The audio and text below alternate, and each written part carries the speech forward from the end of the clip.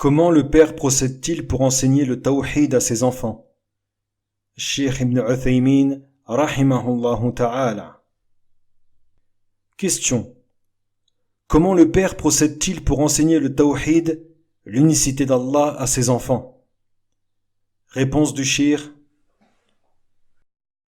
Il le leur enseigne de la même manière qu'il leur enseigne les autres affaires de la religion. Et l'une des meilleures choses en la matière, l'épître, les trois principes fondamentaux du cheikh al-Islam Muhammad ibn Abdul Wahhab rahimahullah.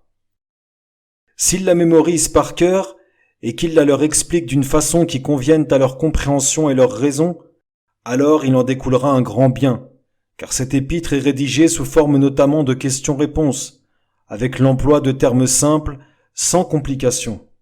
Puis, il leur montre certains signes d'Allah pour mettre en application ce qui est mentionné dans cette épître, tels que le soleil, la lune, les étoiles, la nuit, le jour, et il les interroge.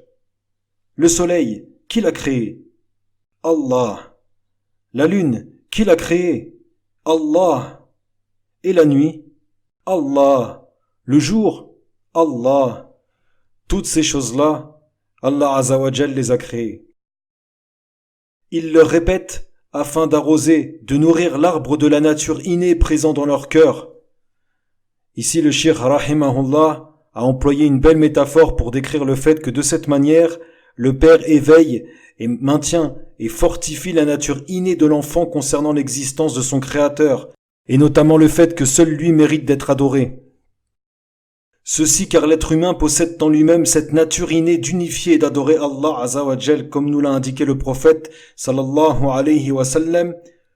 Tout nouveau-né naît sur la nature innée et saine, et ce sont ses parents qui en font un juif, un chrétien ou un majous. Rapporté par Al-Bukhari. De la même façon, il leur enseigne les ablutions en les pratiquant. Il leur dit, voilà comment on fait les ablutions. Puis, il les accomplit devant eux. Idem pour la prière. Et tout cela en recherchant l'aide d'Allah, en lui demandant de les guider.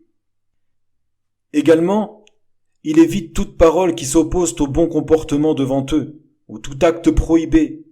Il ne les habitue pas au mensonge ni à la tromperie, ou encore au comportement frivole, même s'il lui a été prouvé par ces choses-là.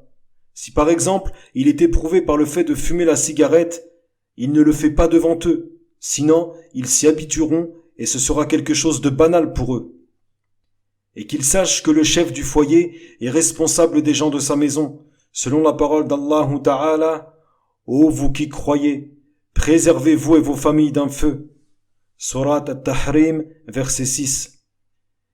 Et nous ne pouvons les protéger du feu qu'en les habituant à accomplir les œuvres pieuses et à délaisser les mauvaises actions. Le prophète sallallahu alayhi wa sallam a appuyé là-dessus dans sa parole. Et l'homme est le berger de sa famille, le responsable de ceux qui sont à sa charge, rapporté par Al-Bukhari. Que le père sache également que la droiture de ses enfants lui est d'un grand intérêt dans ce bas monde et pour l'au-delà. Car les enfants les plus proches de leur père et mère sont les enfants vertueux, qu'ils soient garçons ou filles, comme l'a mentionné le prophète sallallahu alayhi wa sallam. Lorsque l'individu meurt, alors ses œuvres s'interrompent à l'exception de trois choses.